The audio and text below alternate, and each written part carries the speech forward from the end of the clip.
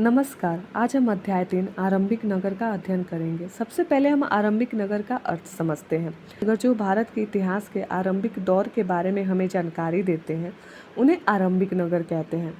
अब आप अपने स्क्रीन पे दो बच्चों को देख रहे होंगे, जिनका नाम जसपाल और हरप्रीत है, जो कि घर के पास क्रिकेट खेल रहे थे। वे देखे कि कुछ लोग खंडहर घर की तारीफ और बचाने यानी कि उसे सुरक्षित रखने की चर्चा कर रहे हैं। यानी कि जो हमारी धरोहर है उसे किस प्रकार से सुरक्षित तथा बचाया जा सकता है, इसके बारे में वे लोग बात कर रहे हैं। अब हम इस अध्याय को शुरू करने से पहले इस पाठ में हम सभी को क्या क्या पढ़ना है उसके बारे में एक बार देखते हैं। सबसे पहले हड़प्पा की कहानी, उस समय नगर की क्या विशेषता थी, फिर यहाँ की भवन, नाले और सड़कें कैसी थी, नगरीय जीवन तथा शिल्प के बारे में भी हम जानेंगे। इसके बाद कच्चे माल की खोज कैसे हुई, फिर नगर में रहने वालों के लिए भोजन कैसे प्राप्त हुई, गुजरात में हड़प्पा कालीन नगर का सूक्ष्म निरीक्षण तथा सभ्यता के अंत का क्या रहस्य था, आदि सभी चीज़ों के बारे में हम जानेंगे। अब हम हड़प्पा की कहानी के बारे में जानेंगे। लगभग 150 साल पहले जब पंजाब में पहली बार रेलवे लाइन बिछाया जा रहा था, तो इस काम में जो इंजीनियर जुटे हुए थे उन्हें अचानक से पूरा स्थल मिला, जो आधुनिक यानी कि आज का पाकिस्तान है। उन्होंने सोचा कि यह एक ऐसा खंडहर है जहां से उन्हें अच्छी ईंटें प्राप्त हो सकती है। यह सोच के वे हड़प्पा के खंडहरों से हजारों ईंटें उखाड़ ले गए, जिससे कि वे रेलवे लाइन बिछाएं। इसके कारण बहुत सारी इमारतें जो बनी हुई थी वो नष्ट हो गई। अब मैं आपकी जानकारी के लिए बताना चाहूँगी कि 150 साल पहले जब अंग्रेज़ों ने रेलवे को बिछाने का काम आरंभ किया था, उस समय भारत और पाकिस्तान का विभाजन नहीं हुआ था तथा ये लोग अच्छी ईंटों के तलाश में थे, जो कि आज का पाकिस्तान है, वहाँ से उन्हें प्राप्त हुआ।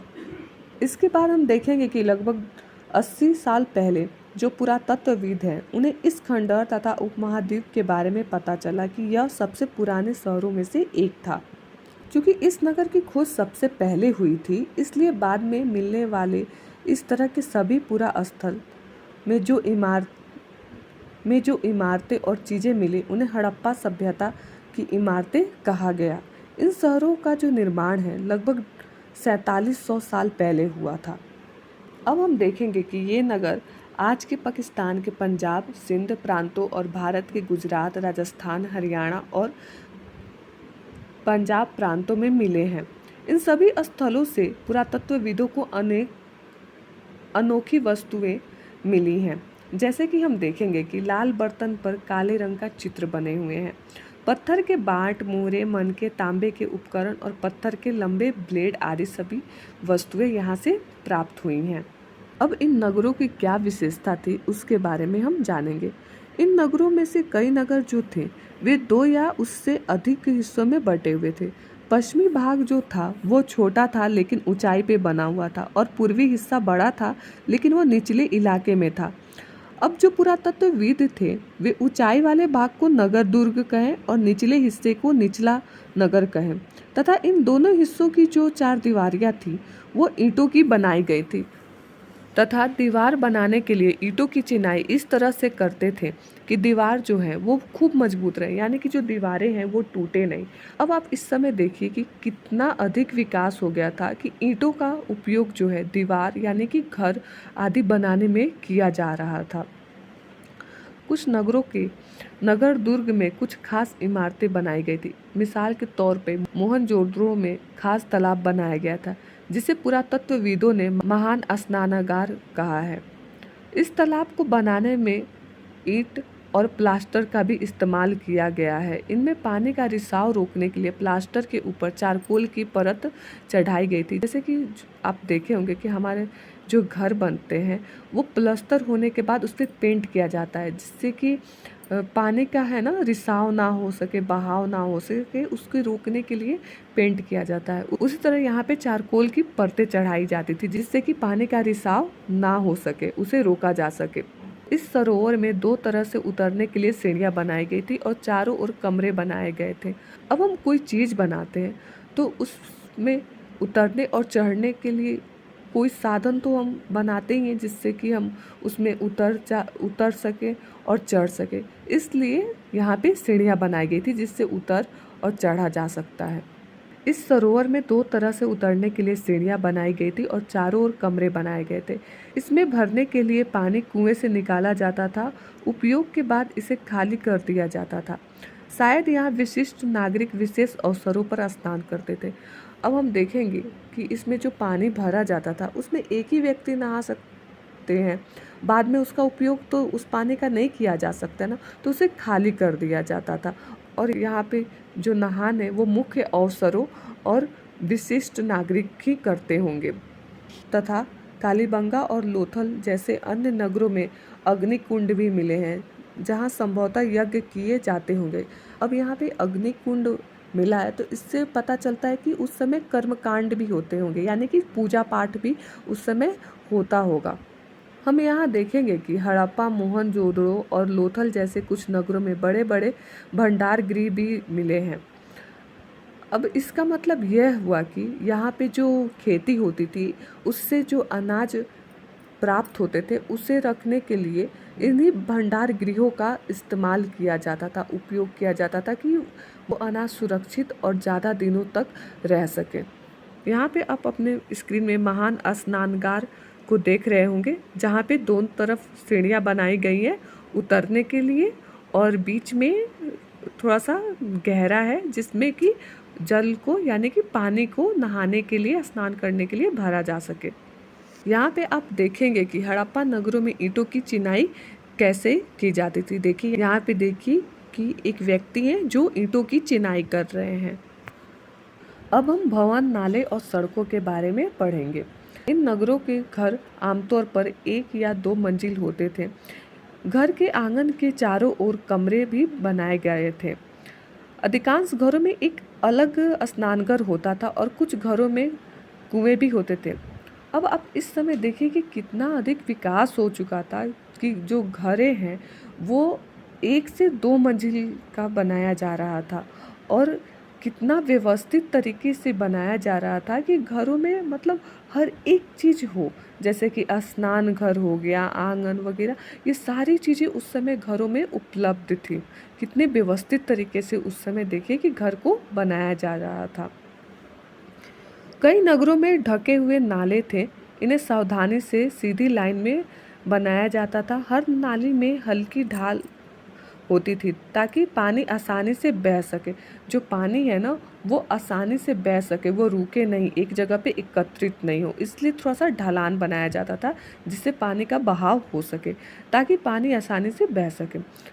अक्सर घरों की नालियों को सड़कों की नालियों से जोड़ दिया जाता था जो बाद में बड़े नाले में जाकर मिल जाती थी। नालों के ढके होने के कारण इनमें जगह जगह पर मेनहोल बनाए गए थे जिसके ज़रिए उन्हें देखभाल और सर सफाई किया जा सके ताकि गंदा ना हो और पानी का बहाव जो है वो होते रहे, पानी का बहाव रुके नहीं, इसलिए मेनहोल बनाया गया था ताकि सर सफाई हो सके। घर, नाले और सड़कों का निर्माण योजनाबद्ध तरीकों से किया जाता था। अब जब एक चीज़ हम बनाते हैं या एक चीज़ हम करने को सोचते हैं तो योजना हम पहले बनाते हैं कि हमें ऐसे ऐसे ऐसे इस तरीके से करना। उसी प्रकार उस समय घर बनाने के लिए लोग योजना बनाते थे कि किस तरह से घर को बनाया जाए ताकि वो व्यवस्थित तरीके से रहे। अब हम देखेंगे कि हड़प्पा के जो नगर थे वहाँ पे काफ़ी हलचल रहती थी। यहाँ पर ऐसे लोग रहते थे जो नगर की खास इमारतें बनाने की योजना में जुटे हुए थे। ये संभवतः यहाँ के शासक थे, ऐसा माना जाता है, तथा ये भी संभव है कि ये शासक लोगों को भेजकर दूर दूर से धातु, बहुमूल्य पत्थर और अन्य उपयोगी चीज़ें भी मंगवाते थे। शायद शासक लोग खूबसूरत मनकों तथा सोने चांदी से बनी आभूषणों जैसी कीमती चीज़ों को अपने पास रखते होंगे। देखिए, किसी चीज़ को अगर हमें कहीं से मंगवाना है तो हमें किसी व्यक्ति को भेजना ही होगा, तभी तो वो चीज़ें हमारे पास आ सकती थी। तो इसलिए शासक जो है, इस समय के शासक हैं, वो कुछ लोगों को दूसरे जगह पे भेजते थे ताकि उन्हें इन सारी चीज़ों को वो प्राप्त कर सके और अपने पास रख सके। इन नगरों में लिपिक भी होते थे जो मोहरों पर तो लिखे ही थे और शायद अन्य चीज़ों पर भी लिखते होंगे जो कि नहीं बच पाए। इसका मतलब है यह है कि वो नष्ट हो गए। इसके अलावा नगरों में शिल्पकार स्त्री पुरुष भी रहते थे जो अपने घरों या किसी उद्योग स्थल पर तरह तरह की चीज़ें बनाते होंगे।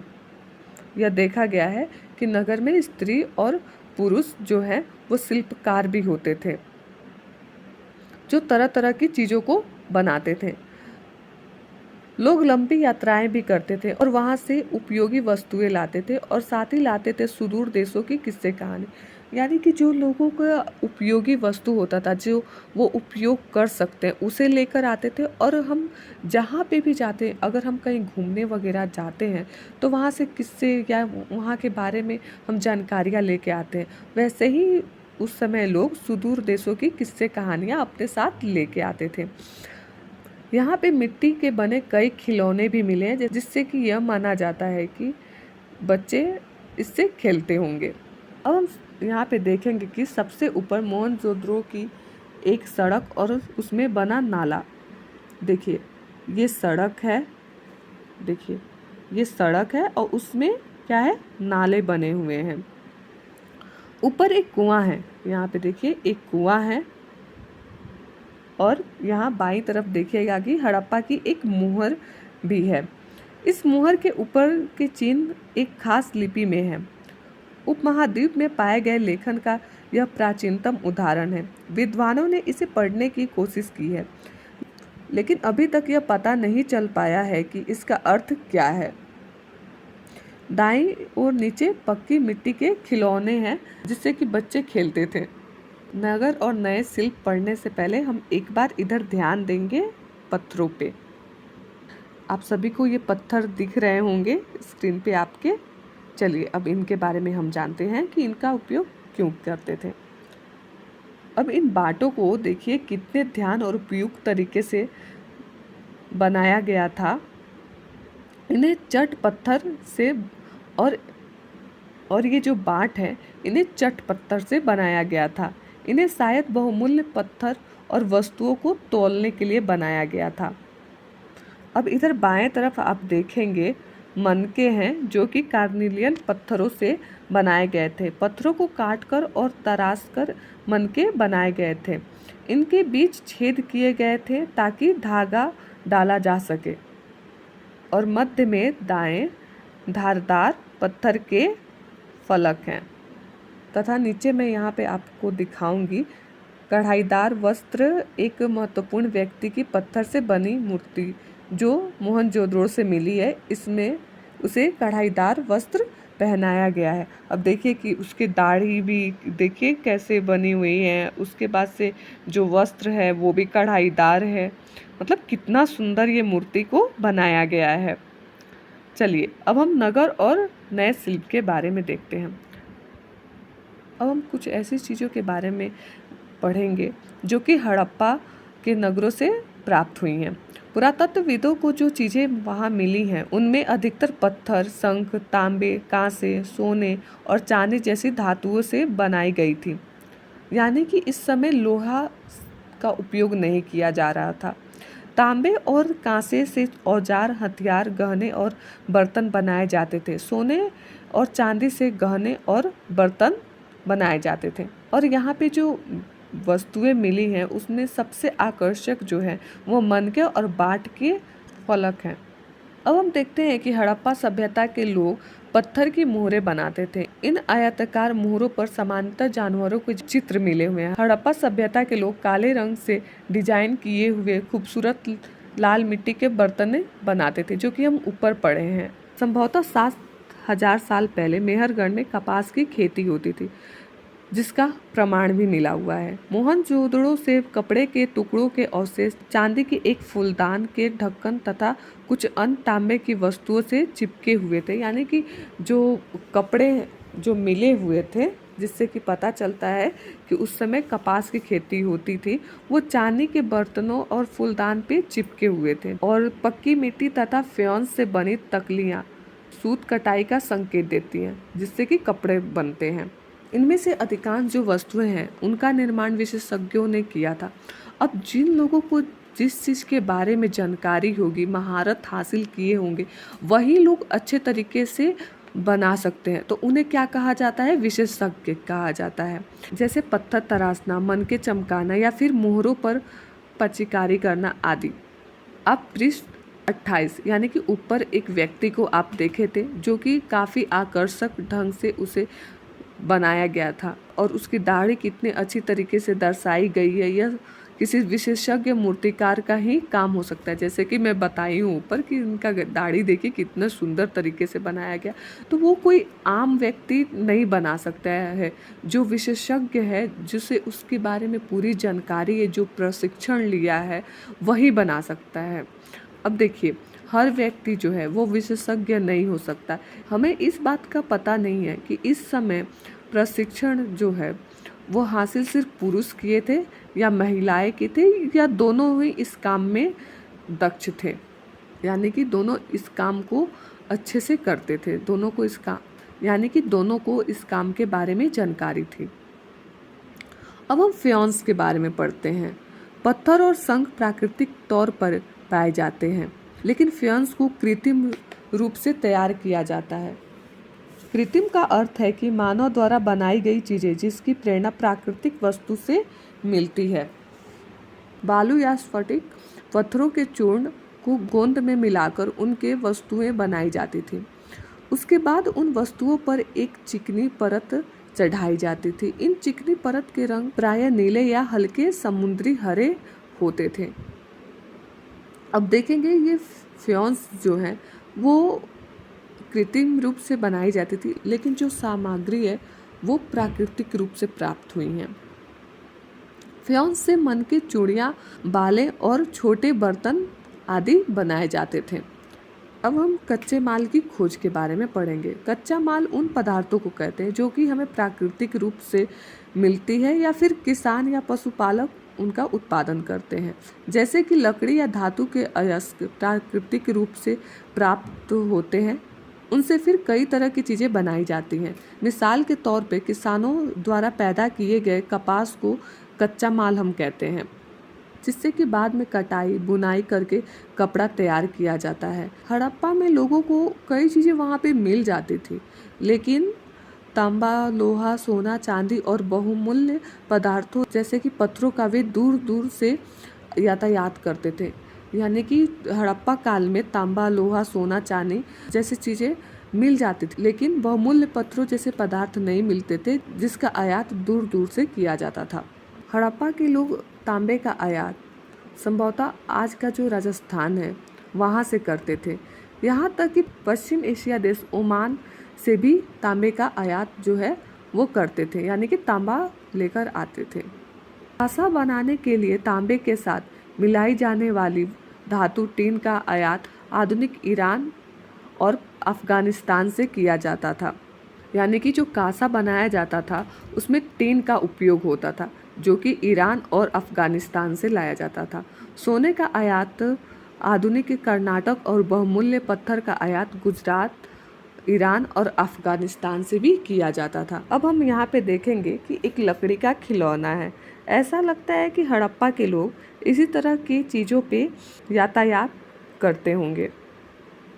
और यहाँ पे देखिए, यहाँ पे उस समय जो मोहरें थी उसका चित्र है। नीचे आप देखेंगे कि लकड़ी का हल है, यानी नीचे आप चित्र में देखिएगा कि लकड़ी का हल है, यानी कि उस समय लकड़ी के हल से जुताई का काम होता था। अब हम नगरों में रहने वाले लोगों के भोजन के बारे में देखेंगे। लोग नगरों के अलावा गाँव में भी रहते थे। जो उस समय लोग थे वो सिर्फ नगर में ही नहीं रहते थे, गाँव में भी रहते थे। वे अनाज उगाते थे और जानवर पालते थे। और उस समय किसान और चरवाहे शहरों में रहने वाले शासकों, लेखकों और दस्तकारों को खाने के सामान देते थे, क्योंकि वो अनाज उगाते थे, इसलिए वो खाने का सामान देते थे। पौधों के अवशेषों से पता चलता है कि हड़प्पा के लोग गेहूँ, जौ, दाल, मटर, धान, तिल और सरसों उगाते थे, क्योंकि वहाँ पे ये सारी चीज़ों का अवशेष मिला है कि वहाँ पे किस किस चीज़ों की खेती होती थी, वहाँ पे लोग किस किस चीज़ों को उगाते थे।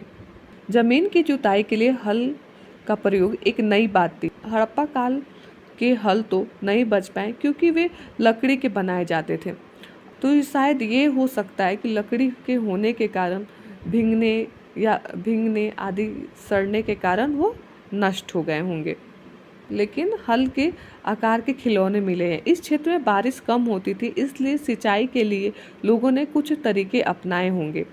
संभवतः पानी का संचय किया जाता होगा और ज़रूरत पड़ने पर उससे फसलों की सिंचाई की जाती होगी।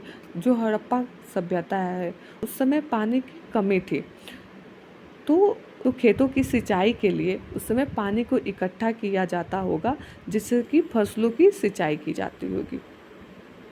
अब हड़प्पा के लोग जो हैं वो गाय, भैंस, भेड़ और बकरियां पालते थे। बस्तियों के आसपास तालाब और चारागाह होते थे, लेकिन सूखे महीनों में मवेशियों के झुंडों को चारा पानी की तलाश में दूर दूर तक जाना पड़ता था या उन्हें लेके जाया जाता था। वे बेर जैसे फलों को इकट्ठा करते थे, मछलियाँ पकड़ते थे और हिरन जैसे जानवरों का शिकार भी करते थे। अब हम यहाँ पे देखेंगे लोथल का बंदरगाह। यहाँ पे देखिए कि एक बड़ा तालाब है, जो कि ऐसा माना जाता है कि लोथल का यह बंदरगाह रहा होगा, जहाँ समुद्र के रास्ते आने वाली नावें रुकती थीं।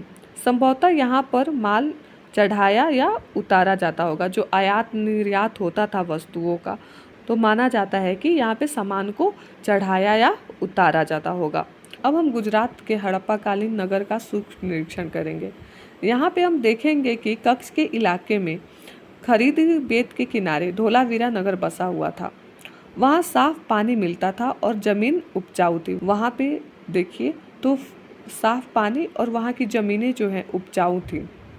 जहाँ हड़प्पा सभ्यता के कई नगरों 2 भागों में बटी हुई थी, वहीं धोलावीरा जो है वो 3 भागों में बटा हुआ था। इसके हर हिस्से के चारों ओर पत्थर की ऊंची ऊंची दीवारें बनी हुई थी और इसके अंदर जाने के लिए बड़े प्रवेश द्वार का प्रयोग किया जाता था। इस नगर में एक खुला मैदान भी था, जहाँ सार्वजनिक कार्यक्रम आयोजित किया जाता था, जिससे कि सभी लोग आ जा सके। यहाँ मिले कुछ अवशेषों में हड़प्पा लिपि के बड़े बड़े अक्षरों को पत्थरों में खुदा पाया गया है। इन अक्षरों को संभवतः लकड़ी में जड़ा गया था। यह अनोखा है क्योंकि आमतौर पर हड़प्पा के लेख मोहरे जैसी छोटी वस्तुएं पाए जाते हैं। गुजरात के खंबात की खाड़ी में मिलने वाली साबरमती की एक उपनदी के किनारे बसा लोथल नगर ऐसे स्थान पर बसा था जहां कीमती पत्थर जैसे कच्चा माल आसानी से मिल जाता था। यह पत्थरों, शंखों और धातुओं से बनाई गई थी चीजों का एक महत्वपूर्ण केंद्र था। इन नगरों में एक भंडार गृह भी था, जहाँ पे भोजन आदि को इकट्ठा यानी कि सुरक्षित रखा जा सकता था। इस भंडार गृह में कई मुहरे और मुद्रांकन या मुहरबंदी यानी कि गीली मिट्टी पर दबाने से बनी उनकी छाप मिले हैं। अब हम आगे देखते हैं कि यहाँ पर एक इमारत मिलती है जहाँ संभवतः मनके बनाने का काम होता था। पत्थर के टुकड़े, अधबने मनके बनाने वाले उपकरण और तैयार मनके भी यहाँ पे मिला है। मोहरों का प्रयोग सामान से भरे उन डिब्बों या थैलों को चिन्हित करने के लिए किया जाता होगा, जिन्हें एक जगह से दूसरी जगह भेजा जाता था।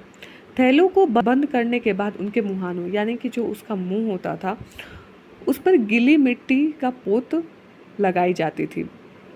मुहर की छाप को मुहरबंदी कहते हैं और ये गीली मिट्टी यह जानने के लिए लगाया जाता था कि बीच रास्ते में इन सामानों से कोई छेड़खानी तो नहीं किया गया है ना, इन सामानों को खोला तो नहीं गया है, इसलिए गीली मिट्टी का प्रयोग किया जाता था। अगर यह छाप टूटी हुई नहीं होती थी तो यह साबित हो जाता था कि सामान के साथ कोई भी छेड़खानी नहीं हुआ है। अगर टूटी हुई होती थी तो समझा जाता था कि इसके साथ छेड़खानी हुआ है।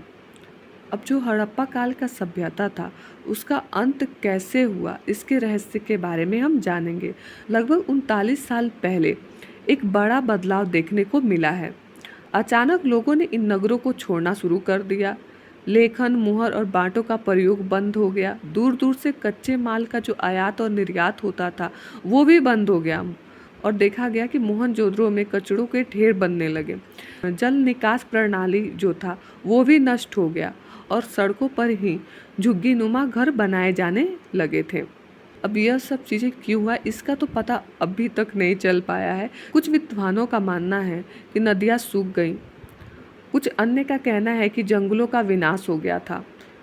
इसका कारण ये हो सकता है कि ईंटें पकाने के लिए ईंधन की ज़रूरत पड़ती थी। इसके अलावा मवेशियों के बड़े बड़े झुंडों ने चारागाह और घास वाले मैदान समाप्त हो गए। कुछ इलाकों में बाढ़ आ गया, लेकिन इन कारणों से यह स्पष्ट नहीं होता है कि नगरों का अंत कैसे हुआ, क्योंकि बाढ़ और नदियों के सूखने का असर कुछ ही इलाकों में हुआ था, सभी इलाकों में नहीं हुआ था। और ऐसा लगता है कि उस समय जो है शासकों का नियंत्रण भी समाप्त हो गया था। लेकिन जो भी हुआ हो, परिवर्तन का असर बिल्कुल साफ दिखाई देता है। आधुनिक पाकिस्तान के सिंध और पंजाब की बस्तियां भी उजड़ गई थी। कई लोग पूर्व और दक्षिण के इलाकों में नई और छोटी बस्तियों में जाकर बसने लगे थे। अब इसके बाद देखा गया है कि लगभग 1400 साल बाद नए नगरों का विकास हुआ। उनके बारे में हम अध्याय 5 और 8 में पढ़ेंगे। अब हम अंतिम में देखते हैं अन्यंत्र। आप एटलस में देखिएगा कि नील नदी के आसपास वाले इलाकों को छोड़कर मिस्र का अधिकांश भाग रेगिस्तान था, जहाँ पे सिर्फ बालू ही थी।